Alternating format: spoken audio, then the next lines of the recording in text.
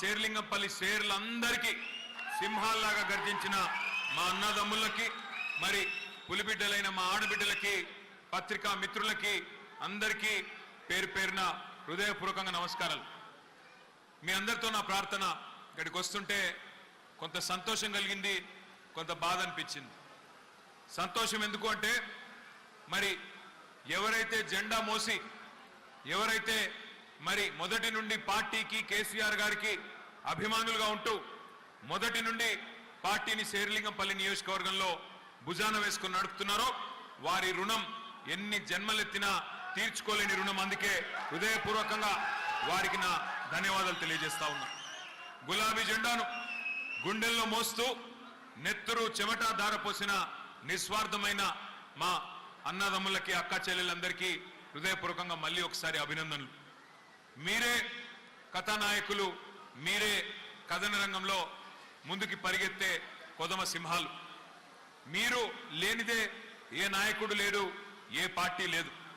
మీరే పునాది రాళ్ళు, మీరే నాయకుల్ని పుట్టించేది కూడా మీరే. మీరు పదవుల కోసం జెండాలు పట్టుకోలేదు, పదవులు రాలేదని పార్టీని వదిలిపెట్టి వెళ్ళలేదు. పార్టీ గెలిస్తే మీరే గెలిచినట్టుగా ఫీల్ అవుతారు. అదే పార్టీ ఓడితే నేనే ఓడిపోయినా అని చెప్పి బాధపడతారు. అధికారం లేదని గోడలు దుంకే అవకాశవాదులు కాదు కార్యకర్తలు. మీ ఎమ్మెల్యే గారు, మీ ఎమ్మెల్యే మీ ఓట్లతో మీ చెమటతో ఇల్లు తిరిగి మీరు గెలిపిస్తే గెలిచిన ఎమ్మెల్యే ఇవాళ పోయి రేవంత్ రెడ్డి గారి సంఖలో కూర్చున్నాడు. నేను ఒకటే అడుగుతా ఉన్నా శేర్లింగంపల్లి నియోజకవర్గ సోదరుల్ని సోదరిమణుల్ని, 10 ఏళ్లలో మీ ఎమ్మెల్యే గారే చెప్పినాడు, నేను చెప్పలా, 9,500 కోట్ల రూపాయలతో శేర్లింగంపల్లి నియోజకవర్గాన్ని కేసీఆర్ గారి ప్రభుత్వం అభివృద్ధి చేసింది అన్న మాట మీ ఎమ్మెల్యే గారే చెప్పినారు. ఫ్లైఓవర్లు, అండర్ పాసులు, బ్రిడ్జిలు, ఇవాళ రజనీకాంత్ లాంటి సూపర్ స్టార్ హైదరాబాద్కి వస్తే ఇది హైదరాబాదా లేక న్యూయార్క్ నగరమా అనే స్థాయిలో అభివృద్ధి చేసింది కేసీఆర్ గారి ప్రభుత్వం.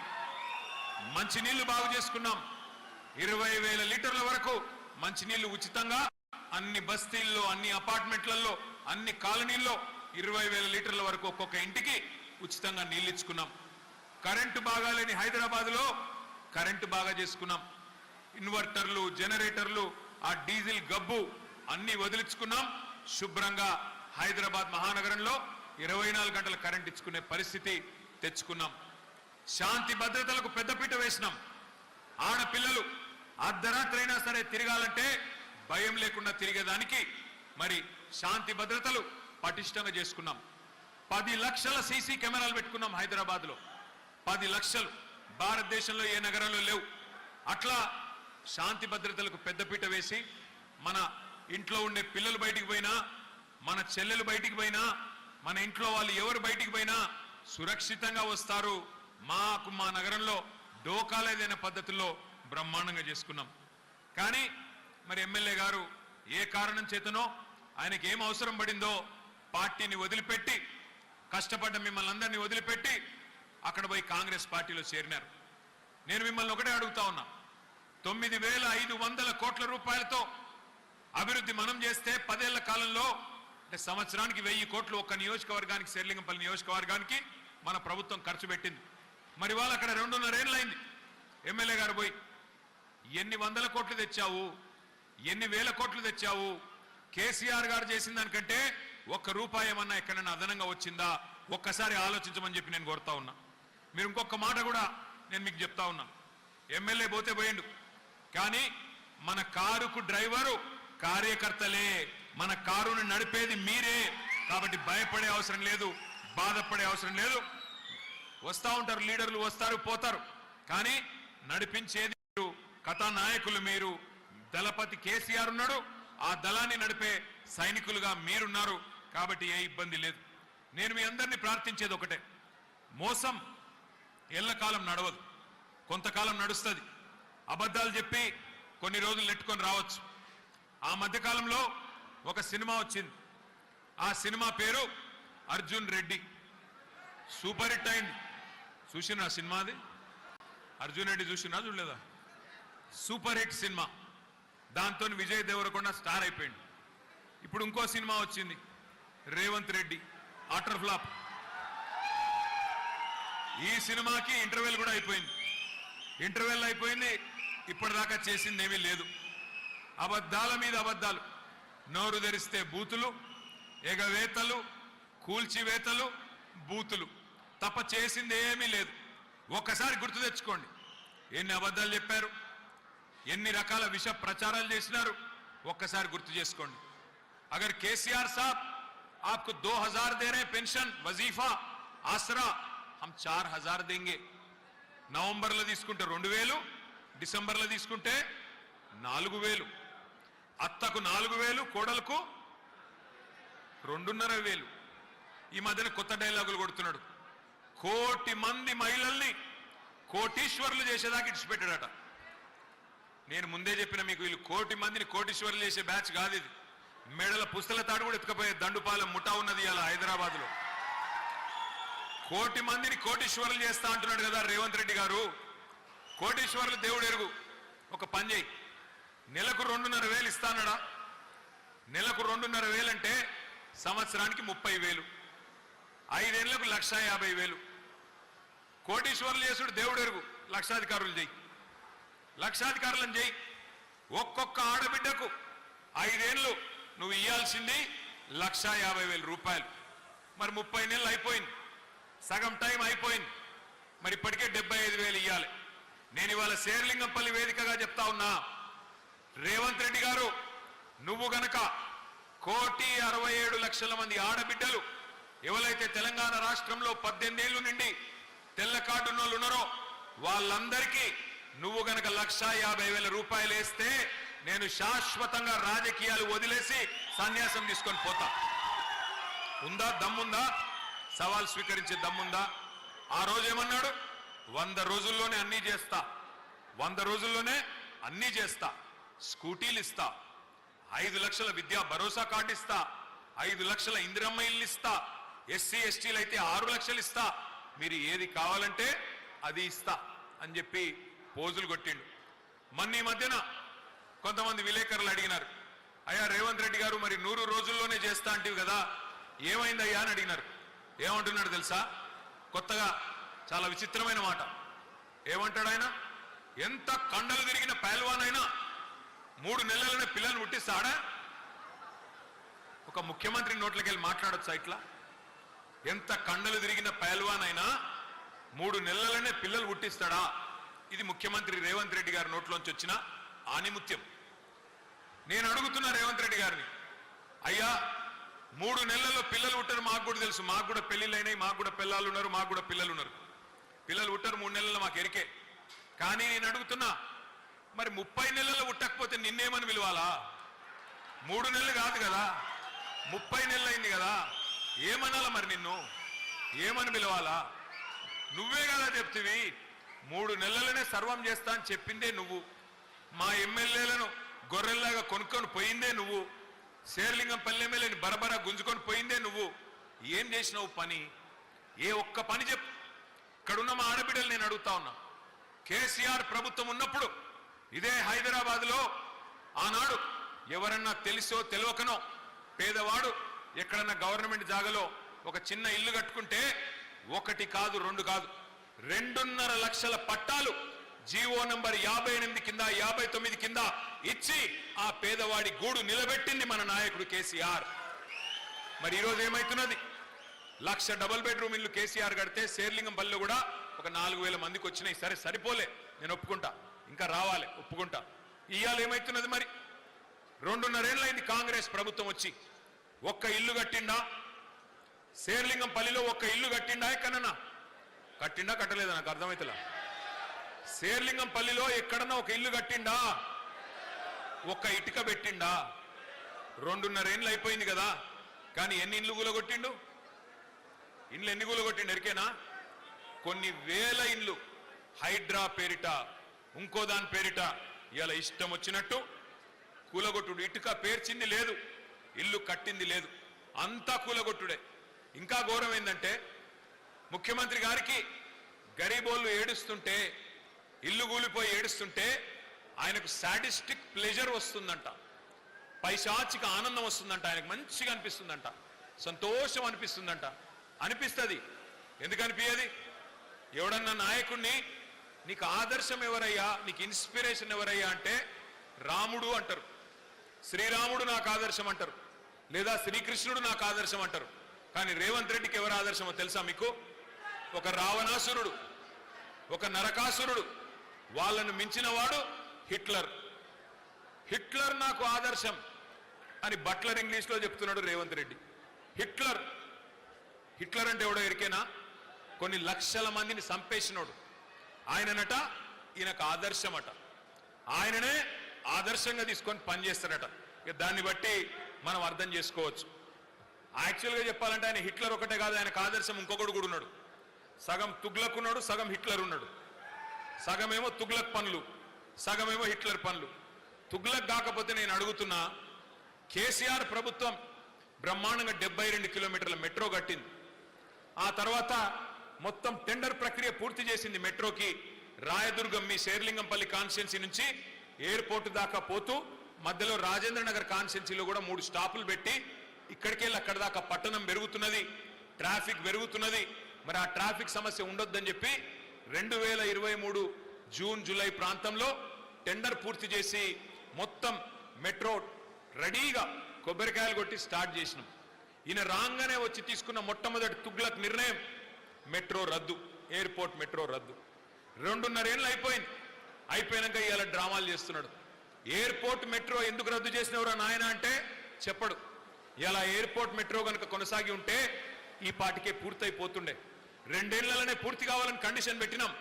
అందులో ల్యాండ్ అక్విజిషన్ కూడా లేదు, భూసేకరణ సమస్య కూడా లేదు. ఔటర్ రింగ్ రోడ్డును అంటుకొని బ్రహ్మాండంగా ఎయిర్పోర్ట్ దాకా మధ్యలో బుద్దివేలులో నార్సింగిలో స్టాపులు పెట్టి ట్రాఫిక్ సమస్య తగ్గాలే, హైదరాబాద్ పెరగాలే అనే ఉద్దేశంతో మనం ఒక నిర్ణయం తీసుకున్నాం.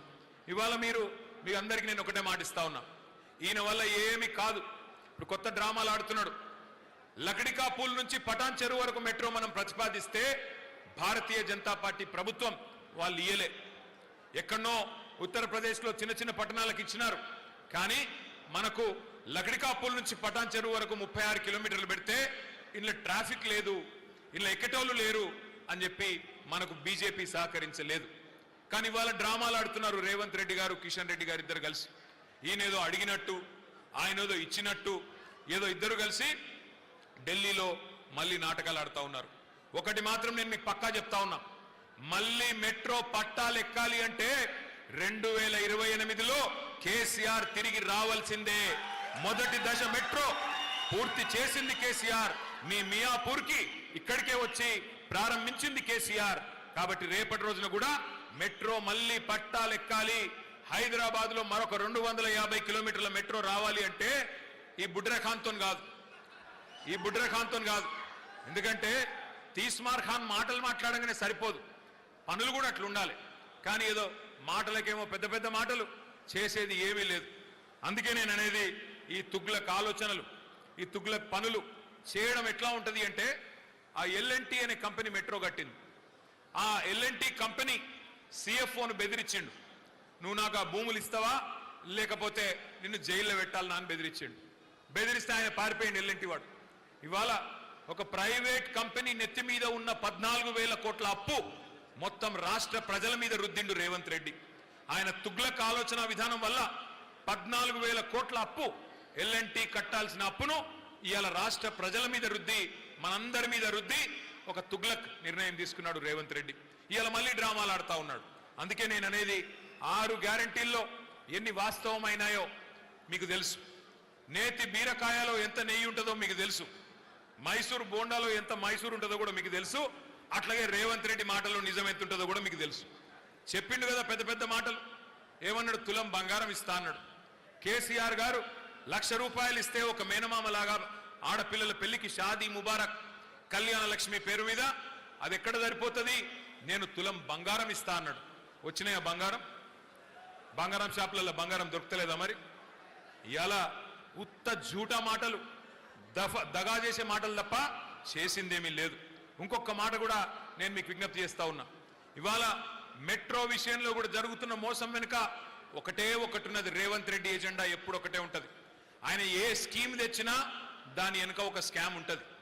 ఆయన ఏ స్కీమ్ తెచ్చినా దాని వెనుక ఒక స్కామ్ మాత్రం పక్కా ఉంటుంది. ఆయన కన్నంతా మెట్రో భూముల మీద పడ్డది. లంకె బిందెల కోసం తిరుగుతా ఉన్నాడు. మెట్రో దగ్గర ఒక 280 ఎకరాల విలువైన భూములు ఉన్నాయి. దగ్గర దగ్గర 30,000 కోట్ల విలువ చేసే భూములు. ఆయన అన్నదమ్ములకో, ఆయన బావమరిదికో, ఆయన అల్లునికో కట్టబెట్టడానికే ఆ 280 ఎకరాల భూముల మీద కన్నేసిండు. కాబట్టే ఇవాళ ఆ మెట్రోని స్వాధీనం చేసుకొని 14,000 కోట్ల భారం ప్రజల మీద రుద్ది ఆ భూములను అమ్ముకొని తనకు కావలసిన వాళ్ళకు కట్టబెట్టే ప్రయత్నంలో రేవంత్ రెడ్డి ఉన్నాడు. ఇది వాస్తవం. మీరు చూడండి, రాబోయే రోజుల్లో ఎవరికి అమ్ముతాడు, ఎవరు కొంటారు, ఎట్లా అమ్ముతాడు, ఇవన్నీ మీరు చూస్తారు.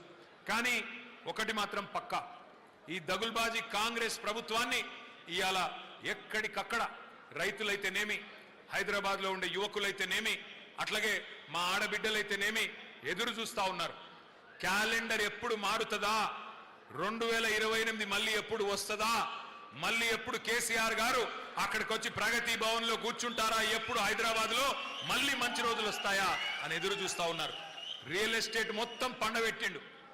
రియల్ ఎస్టేట్ వాళ్ళు ఉన్నారా? ఎవరని ఇక్కడ ఉన్నారా? బాగుందా రియల్ ఎస్టేట్?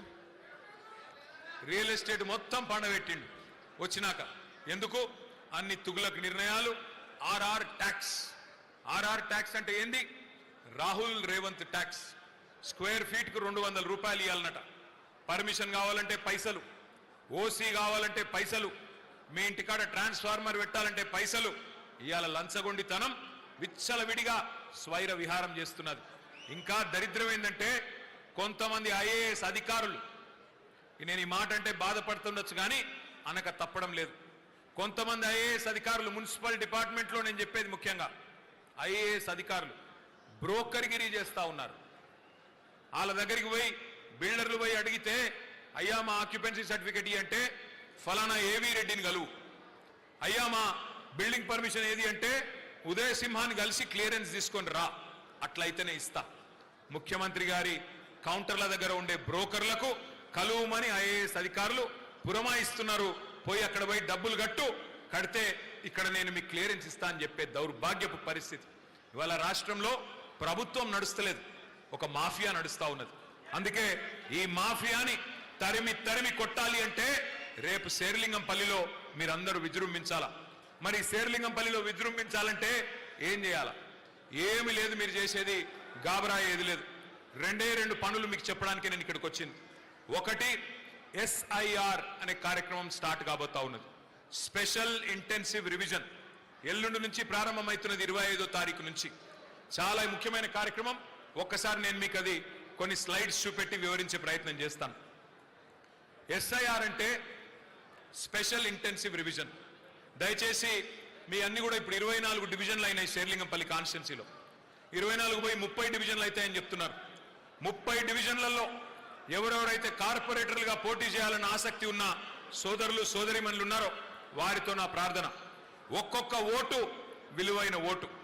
దయచేసి సరిగ్గా SIR లో ప్రజలను భాగస్వాములు చేయాల్సిన బాధ్యత మీరే తీసుకోవాలి. ఎవరెవరైతే కార్పొరేటర్లుగా పోటీ చేయాలనుకుంటున్నారో దయచేసి మీరే బాధ్యత తీసుకోవాలి.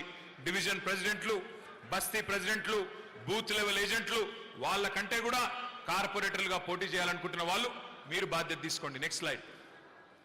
SIR అంటే చాలా సింపుల్ ప్రాసెస్, ఇందులో ఏం కన్ఫ్యూజ్ అయ్యేది లేదు. ఓటర్ లిస్టుని జల్లెడబట్టే కార్యక్రమం, వడబోసే కార్యక్రమం. ఇందులో ఏం లేదు, 4 రకాల కార్యక్రమాలు ఉంటాయి. ఒకటి, కొత్త ఓట్లు రాయించాలా. 18 ఏళ్ళు నిండిన వాళ్ళు ఉంటే కొత్త ఓటు రాయించాలి. రెండవది, ఎవరైనా చనిపోతే వారి ఓటు తీసేయాలి. మూడవది, మరి ఎవరైనా ఓటు ట్రాన్స్ఫర్ అయితే, ఇదివరకు మీ దగ్గర ఉండేది మీ వివేకానంద నగర్ కాలనీలో, ఇప్పుడు అక్కడి నుంచి వెళ్ళిపోయి అక్కడెక్కడో ఎల్బీ నగర్ వెళ్ళిపోయినారు, వారి ఓటు తీసేయించాలి. అట్లాగే ఎవరైనా వేరే దగ్గర నుంచి మన దగ్గరికి వస్తే వాళ్ళ ఓటు ఇక్కడ రాయించాలి. ఫర్ ఎగ్జాంపుల్, మీ కొడుకుకు పెళ్ళయింది, కోడలు పిల్ల వచ్చింది, మరి కోడలు పిల్ల ఓటు ఇక్కడ రాయించాలా, వాళ్ళ ఇంట్లో కట్ చేయించాలా, వాళ్ళ తల్లిగారింట్లో. అట్లాగే మీ కూతురికి పెళ్ళయింది, మీ కూతురు ఇక్కడ నుంచి అత్తగారింటికి పోయింది, మరి మీ కూతురు ఓటు ఇక్కడ కట్ కావాలా, అత్తగారింట్లో యాడ్ కావాలా.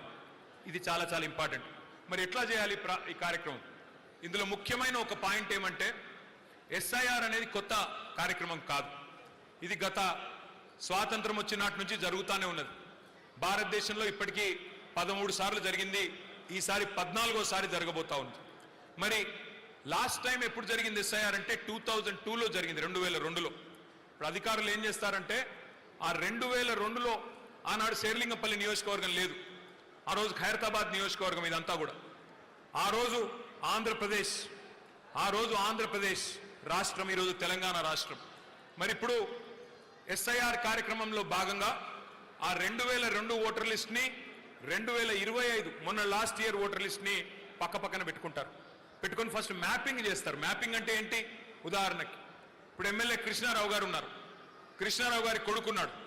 2002లో ఆయన ఓటర్ కాదు కాబట్టి ఆ 2002 ఓటర్ లిస్టులో కృష్ణారావు గారి కొడుకు పేరు ఉండదు. కానీ 2025లో కృష్ణారావు గారి కొడుకు ఓటరు, ఇప్పుడు ఆ పేరు ఉంటుంది. మరి ఆ రెండింటిని లింక్ చేయాల. కృష్ణారావు గారి కొడుకు సందీప్ అనే అబ్బాయి కృష్ణారావు గారి కొడుకు అని చెప్పి ఫ్యామిలీ మ్యాపింగ్ పూర్తి చేయాలి, ఒక ఫామ్ నింపాలి. అట్లాగే మీ ఇంట్లో కూడా పిల్లలుంటే ఆ పిల్లలకు మీకు మీ పిల్లలు అనేది ఎస్టాబ్లిష్ చేస్తూ లింకింగ్ చేయాలి. నెంబర్ 1. Next slide. మొత్తం రాష్ట్రంలో 36,000 పోలింగ్ బూత్స్ ఉన్నాయి. మీ శేర్లింగంపల్లి నియోజకవర్గంలో రాష్ట్రం మొత్తంలోనే అత్యధికంగా 639 పోలింగ్ బూత్లున్న నియోజకవర్గం మీ శేర్లింగంపల్లి నియోజకవర్గం. బాధ్యత కూడా మరి మీకే ఎక్కువ ఉంది, ఎందుకంటే ఓటర్లు ఎక్కువ ఉన్నారు, బాధ్యత కూడా మీకే ఎక్కువ ఉంది. బూత్కు ఒకరు చొప్పున ఏజెంట్ని మనం అపాయింట్ చేసుకున్నాం. మరి ఇప్పుడు ఎట్లా జరుగుతుంది అంటే ఒక్కొక్క పోలింగ్ బూత్లో 1000 నుంచి 1200 ఓట్లు ఉంటాయి. ఒక్కొక్క పోలింగ్ బూత్లో 639 పోలింగ్ బూత్లు, ఒక్కొక్క పోలింగ్ బూత్లో 1000 ఓట్లు. 1000 ఓట్లు అంటే 300 నుంచి 350 ఇండ్లు. మీరు చేయాల్సింది ఏంటంటే ఒక నెల రోజుల పాటు ఈ కార్యక్రమం జరుగుతుంది. ఎల్లుండి జూన్ 25 నుంచి చాలు అయి జూలై 24 దాకా జరుగుతుంది. మరి ఈ నెల రోజుల్లో రోజుకి మీరు ఒక 10 ఇండ్లు తిరగాల్సి ఉంటుంది. ఒక 50 ఓట్లు రోజుకి 10 ఇండ్లు తిరగాల్సి ఉంటుంది. 10 నుంచి 12 ఇండ్లు తిరగాల్సి ఉంటుంది. ఆ 10-12 ఇండ్లలో మనం మొత్తం నెల రోజుల పాటు తిరిగి అన్ని సరిగ్గా ఉన్నాయా లేదా చెక్ చేసుకొని ఫైనల్ అయితే జూలై 31కి లిస్టు పెడతారు. ఆ లిస్టు పెట్టిన తర్వాత ఏమన్నా తప్పులుంటే ఆ లిస్టులో చాలా జాగ్రత్తగా వినాలి. ఏమన్నా తప్పులుంటే ఒక నెల రోజుల పాటు మనకు టైం ఉంటుంది. ఆగస్టు నెల మొత్తం అబ్జెక్షన్లు ఫైల్ చేయొచ్చు. ఎలక్షన్ కమిషన్కి ఆ బిఎల్ఓ గారికి అబ్జెక్షన్ ఫైల్ చేయాలి. ఇగో ఇక్కడ తప్పు పడ్డది, ఫలానా ఓటర్ లేరు, ఉన్నట్టు పడ్డది. అట్లాగే ఫలానా ఓటర్కి 2 ఓట్లు ఉన్నాయి, ఒకటి ఇక్కడుంది, ఒకటి ఖైరతాబాద్లో ఉంది, ఒకటే ఓటు ఉండాల. ఇందాక జగదీష్ రెడ్డి గారు చెప్పింది చాలా ముఖ్యమైన మాట. ఎవరైనా 2 ఓట్లుంటే 2 ఓట్లు వాళ్ళు వేస్తే వాళ్ళకు భవిష్యత్తులో సంవత్సరం జైలు శిక్ష పడే అవకాశం ఉంది చట్టం ప్రకారం.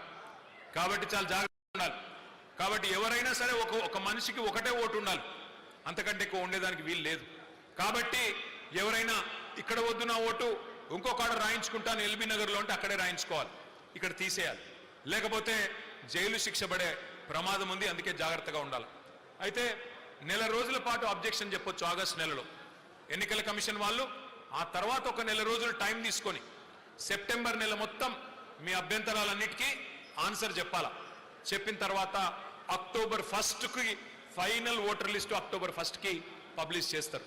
ఇక తర్వాత అదే voter list MLA election, MP election, corporator election అన్నిటికీ ఓటర్ లిస్టు ఆ లిస్టే అవుతుంది.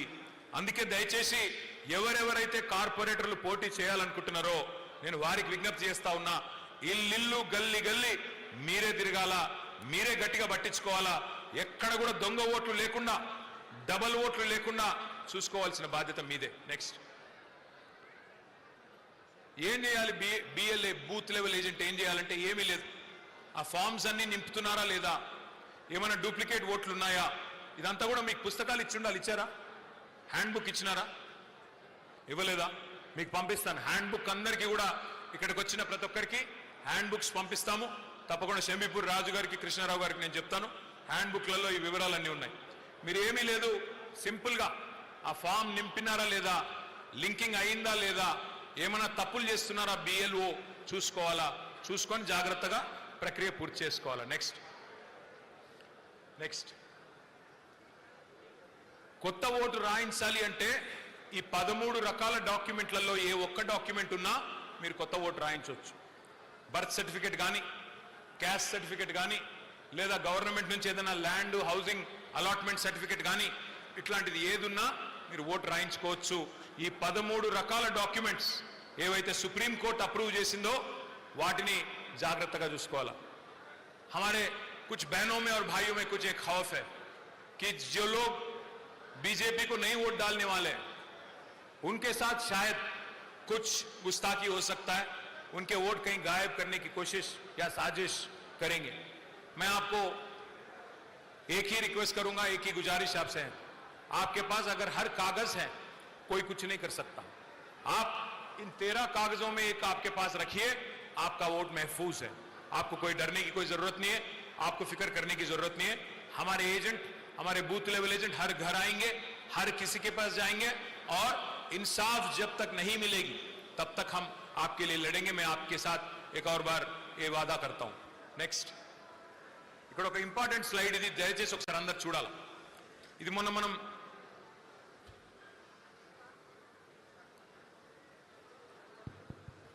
జూబ్లీ హిల్స్ ఎలక్షన్ లో మొన్న మనం కొట్లాడినాం. జూబ్లీ హిల్స్ లో మనం ఓడిపోయినాం. అయితే ఇక్కడ చూడండి, జూబ్లీ హిల్స్ లో మనం ఓడిపోవడంలో ప్రధానమైన కారణం దొంగ ఓట్లు. ఇక్కడ చూడండి, ఒకరే అమ్మాయి, ఈ అమ్మాయి పేరు లావణ్య, భర్త పేరు శ్రీనివాస్. ఆమెకు 5 ఓట్లు ఉన్నాయి, ఒకటి కాదు 5 ఓట్లు. అట్లా కాంగ్రెస్ వాళ్ళు దాదాపు జూబ్లీ హిల్స్ లో 12 నుంచి 15,000 దొంగ ఓట్లు రాయించినారు. అందుకే మనం జాగ్రత్త పడాలి. ఇప్పుడు ఈ అమ్మాయిని చూడండి, జూబ్లీ హిల్స్ లో 2, ఖైరతాబాద్, ముషీరాబాద్, అంబర్పేట్, ఇట్లా వివిధ నియోజకవర్గాల్లో 5 ఓట్లు ఉన్నాయి. డూప్లికేట్ ఓట్లు 4 రకాలుగా ఉంటాయి. ఒకటి శేర్లింగంపల్లిలోనే ఒక డివిజన్లో ఉండొచ్చు, రెండోది మరొక డివిజన్లో ఉండొచ్చు. రెండవ రకం పార్లమెంట్ లోపల, అంటే మీ పార్లమెంట్ పరిధిలో ఒకటి శేర్లింగంపల్లిలో ఉండొచ్చు, ఇంకోటి మహేశ్వరం కాన్స్టిట్యున్సీలో ఉండొచ్చు. మూడో రకం తెలంగాణ లోపల, అంటే ఒకటి సిరిసిల్లలో ఉండొచ్చు, సూర్యాపేటలో ఉండొచ్చు, ఇంకొకటి ఇక్కడ ఉండొచ్చు, హైదరాబాద్ మహానగరంలో ఉండొచ్చు. నాలుగవది కొన్ని అంతర్రాష్ట్రం, ఆంధ్రప్రదేశ్లో ఉండొచ్చు, ఒక ఓటు ఇక్కడ ఉండొచ్చు, ఇంకో ఓటు విజయవాడలో గుంటూరులో ఉండొచ్చు, లేదా ఇంకో ఓటు బొంబాయిలో ఉండొచ్చు.